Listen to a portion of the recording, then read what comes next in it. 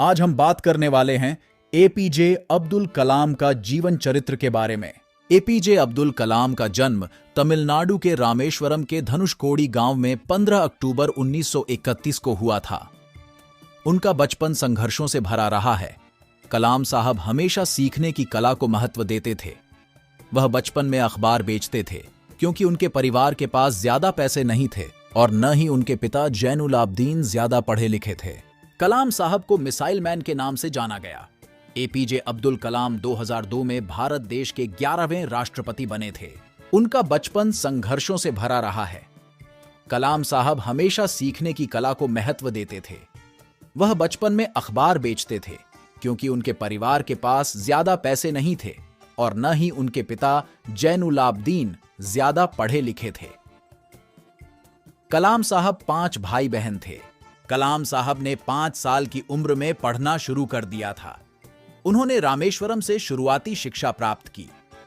कलाम साहब को उड़ना पसंद था, जैसे खुले आसमान में चिड़ियां उड़ती हैं, और उड़ते हुए चिड़ियां को देखकर ही कलाम साहब ने तय किया कि उन्हें विमान विज्ञान के क्षेत्र में जाना है।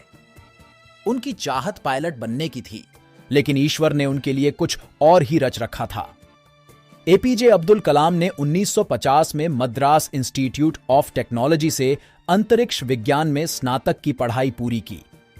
स्नातक की पढ़ाई के बाद उन्होंने भारतीय रक्षा अनुसंधान एवं विकास संस्थान में प्रवेश लिया, जहां उन्होंने हावरक्राफ्ट परियोजना पर काम किया। इसके बाद वह 1962 में भारतीय अंतरिक्ष अनुसंधान संगठन इसरो में आए। इसरो में कलाम साहब ने सफलतापूर्वक कई उपग्रह प्रक्षेपण परियोजनाओं में अपनी भूमिका निभाई। इसरो में एपीजे अब्दुल कलाम ने परियोजना निदेशक के तौर पर भारत के पहले स्वदेशी उपग्रह प्रक्षेपण यान SLV-3 के निर्माण में महत्वपूर्ण भूमिका निभाई थी। इस यान से भारत ने रोहिणी उपग्रह सफलतापूर्वक अंतरिक्ष में भेजा था।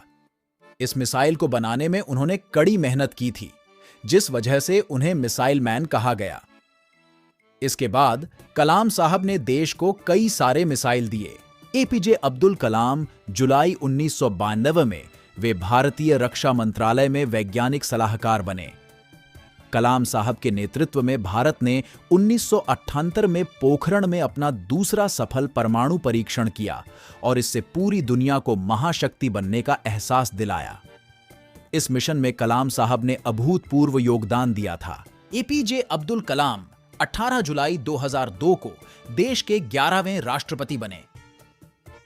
राष्ट्रपति बनने के बाद भी कलाम साहब के स्वभाव में कोई बदलाव नहीं आया और इसी के बदौलत उन्हें जनता के राष्ट्रपति की उपाधि मिली। कलाम साहब ने राष्ट्रपति भवन के दरवाजे जनता के लिए खोल दिए। ऐसे कई किस्से हैं जब राष्ट्रपति भवन में उनके साथ कोई आम इंसान या किसान खाना खा रहे होते तो कभी पुलिस वालों से वे बात कर रहे होते। कलाम साहब 2007 तक राष्ट्रपति रहे। राष्ट्रपति के पद से मुक्त होने के बाद एपीजे अब्दुल कलाम ने देश के विभिन्न कॉलेज संस्थानों में काम किया। उन्होंने लोगों के बीच रहना पसंद किया। वह हमेशा देश के नागरिकों से मिलते थे। कलाम साहब ने कई पुस्तकें लिखी हैं। उनकी पुस्तकें लोगों के बीच काफी लोकप्रिय हुईं। कलाम साहब का सपना 2020 तक भारत को शक्तिशाली और आर्थिक रूप से समृद्ध बनाना था। कलाम साहब के 69वें जन्मदिन को संयुक्त राष्ट्र ने विश्व विद्यार्थी दिवस के रूप में मनाने की घोषणा की थी। इसके साथ ही उन्हें भारत सहित दुनिया भर के देशों ने कई पुरस्कारों से नवाजा है। भारत सरकार ने उन्हें 1977 में भारत रत्न, 1981 में पद्म भूषण और 1990 में पद्म विभूषण से सम्मानित किया था। राष्ट्रपति के पद से मुक्त होने के बाद एपीजे अब्दुल कलाम ने देश के विभिन्न कॉलेज संस्थानों में काम किया। उन्होंने लोगों के बीच रहना पसंद किया। एपीजे अब्दुल कलाम का 27 जुलाई 2015 की शाम को निधन हुआ था। वह भारतीय प्रबंधन संस्थान शिलोंग में रहने योग्य ग्रह पर एक कार्यक्रम में लेक्चर दे रहे थे। तभी उन्हें दिल का दौरा पड़ा और वह बेहोश होकर गिर पड़े।